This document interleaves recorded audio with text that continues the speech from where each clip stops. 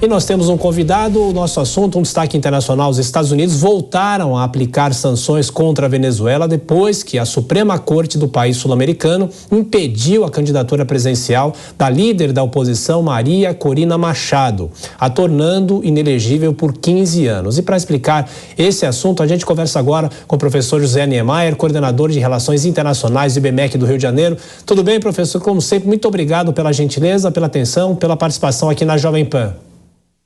Tudo bem, Thiago? Um prazer falar com você e com os ouvintes da Jovem Pan.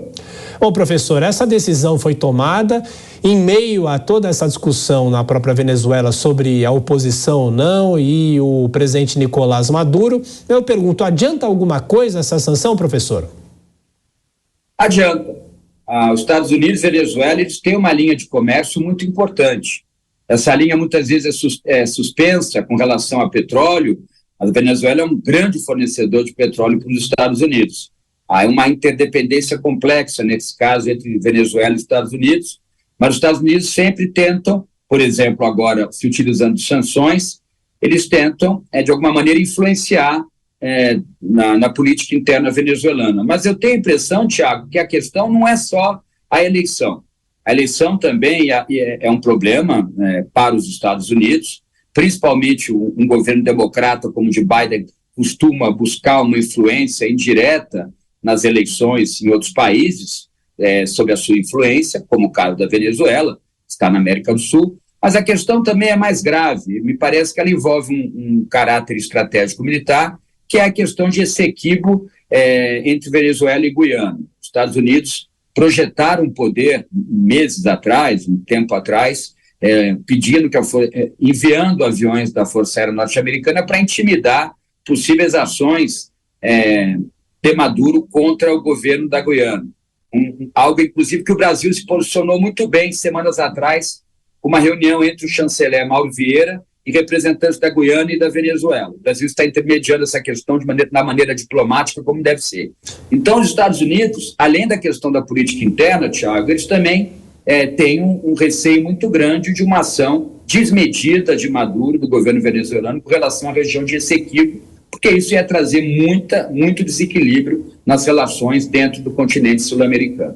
Agora, professor Niemeyer, o que efetivamente deve ter acontecido? Porque esse assunto meio que esfriou, né? Esse assunto surgiu no ano passado, mas talvez o presidente venezuelano percebeu que se ele adotasse alguma posição, até mesmo invadir o território brasileiro, ele se daria mal, não é, professor? Concorda? Muito bom, Thiago, porque na verdade, tanto Guiana como Venezuela e Brasil formam ali uma tríplice fronteira, né? Então, o Brasil se posicionou muito bem. Se houvesse alguma invasão de tropas venezuelanas para se utilizar do território brasileiro para projetar poder contra alguma parte da Guiana, o Brasil teria que se posicionar de maneira dura com relação ao governo venezuelano. Seria muito difícil, porque o governo Lula é um governo que tem um diálogo próximo com Caracas, né?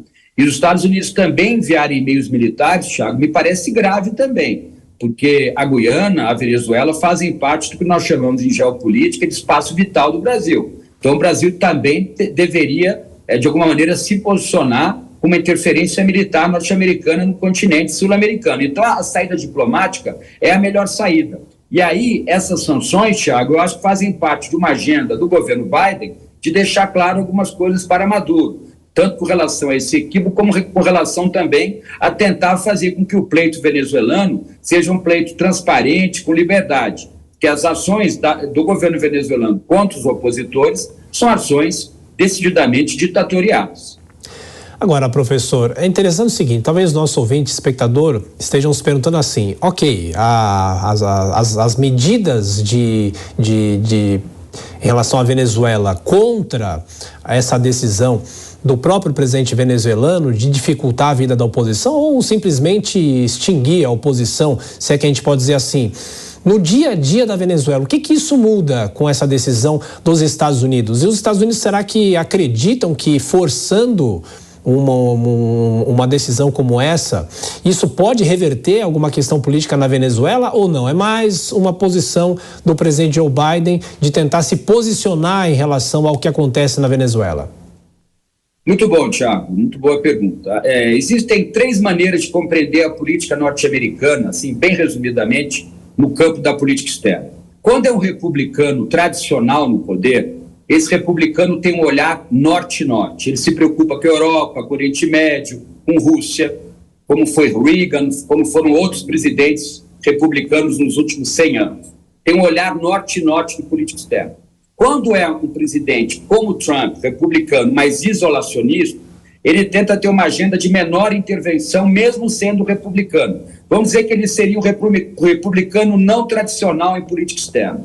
Quando é um democrata como Biden, que está no poder, eles têm muito mais um olhar norte-sul e se preocupam menos com temas da segurança internacional, mas com temas de meio ambiente, comércio internacional, medidas antidumping, por exemplo, essas medidas contra o governo venezuelano. É a maneira que que um governo democrata se utiliza de fazer política externa. É algo bem mais brando que um republicano tradicional, Thiago. E geralmente, como a sua pergunta deixa claro, você já deu a resposta, geralmente essas medidas não têm efeito com relação a outro país envolvido.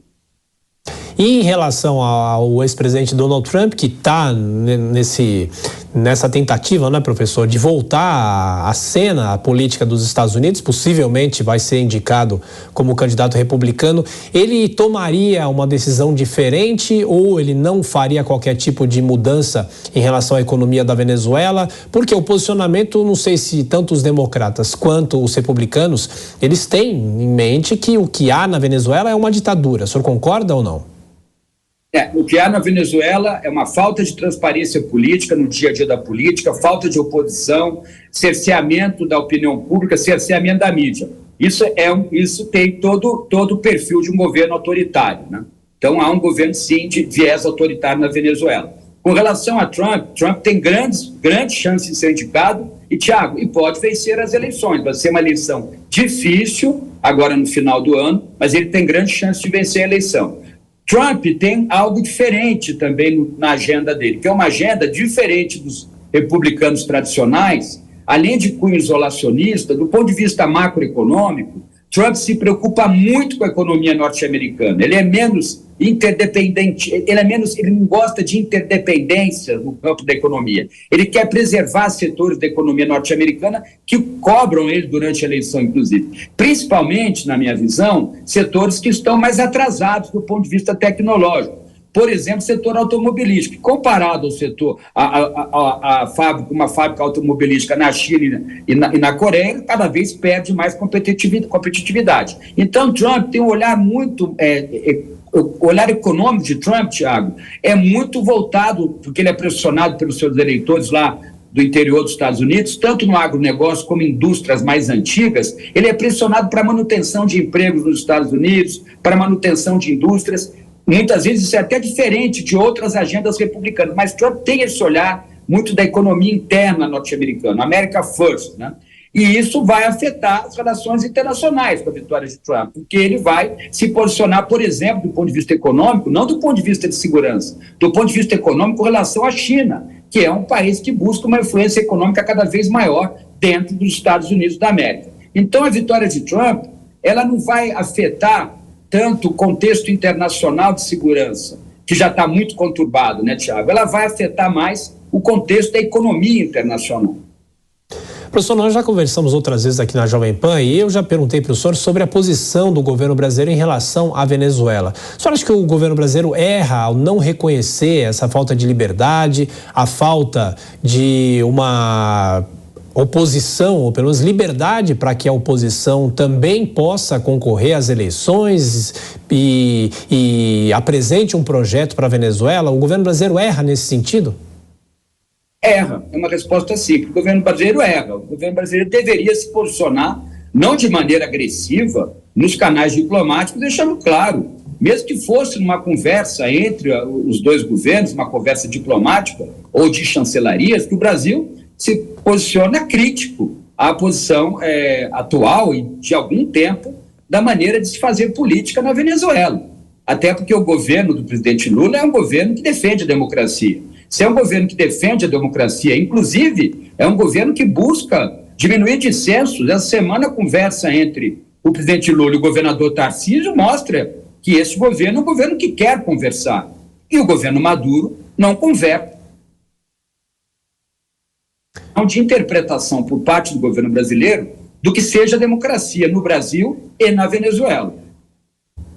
Agora, professor, qual deve ser ou qual vem sendo já a reação de Nicolás Maduro a essa decisão dos Estados Unidos? Claro que a Venezuela não tem esse poderio militar para tentar enfrentar os Estados Unidos, mas politicamente pode haver alguma interferência ou também não deve haver?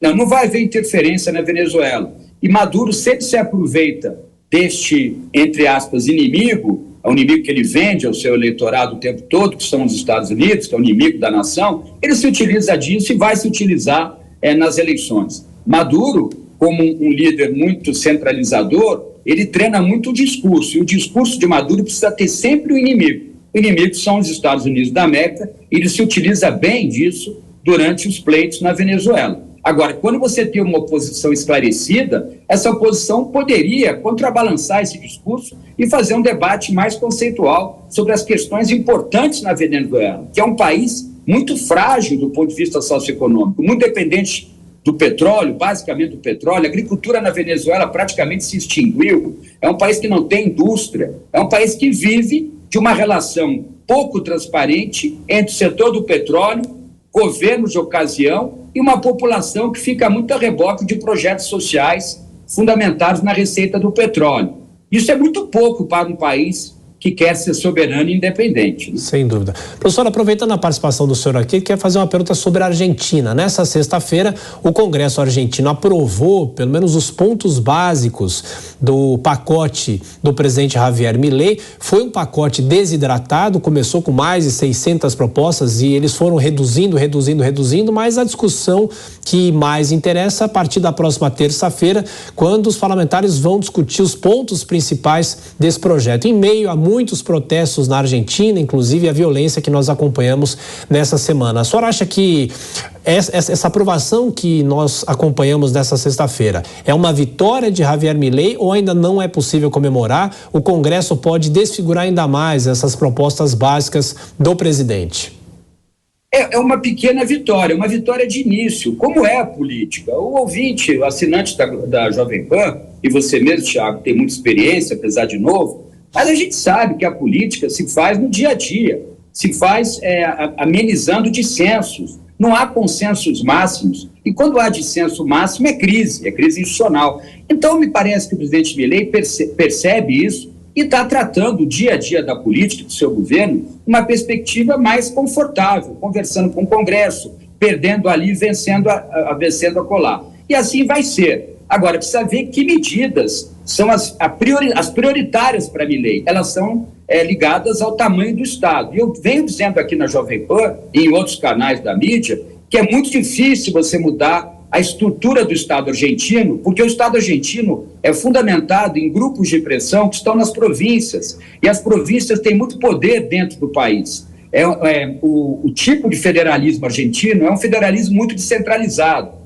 Não é como no Brasil que você tem Estado, municípios e União com força. Lá não, a União tem menos força comparada às províncias. E toda a estrutura do Estado está distribuída nas províncias. Então o corporativismo prepondera na Argentina. É muito difícil uma reforma do Estado no serviço público, com relação a funcionários públicos, com relação a projetos do Estado argentino. É muito difícil uma mudança nessa estrutura muito rápido, porque vai envolver anos de negociação. Então, eu não digo que seja Milei, mas numa próxima eleição, é importante que o grupo de Milei tenha um candidato, ou ele mesmo, à reeleição, que permaneça com esses projetos. Eu achei que durante o governo Bolsonaro havia um projeto por parte do economista Paulo Guedes de fazer com que o Brasil tivesse uma estrutura mais liberal do ponto de vista econômico, né? Esse é um projeto que as pessoas podem não gostar, mas é um projeto sério do ponto de vista ideológico. Ou você é mais liberal, ou você é mais intervencionista na economia. O problema é que nesses países os governos se alternam muito, há muita mudança do ponto de vista ideológico, e aí você não consegue a manutenção de alguns projetos. Mas sempre fica, Thiago, algo de bom que o governo que venceu a eleição pode aproveitar. Isso também faz parte da política, viu? Mesmo não sendo sempre o mesmo grupo no poder, Os líderes que assumem novos governos têm que ter responsabilidade e inteligência de perceber o que era bom no governo anterior e continuar o projeto naquele ponto. Perfeito. Professor José Niemeyer, que é coordenador do curso de Relações Internacionais do IBMEC do Rio de Janeiro, muito obrigado mais uma vez pela sua atenção, pela gentileza, um excelente fim de semana e a gente vai voltar a se falar com certeza. Um grande abraço, professor, obrigado. Um abraço, Tiago, um abraço a todos os assinantes da Jovem Pan. Muito obrigado.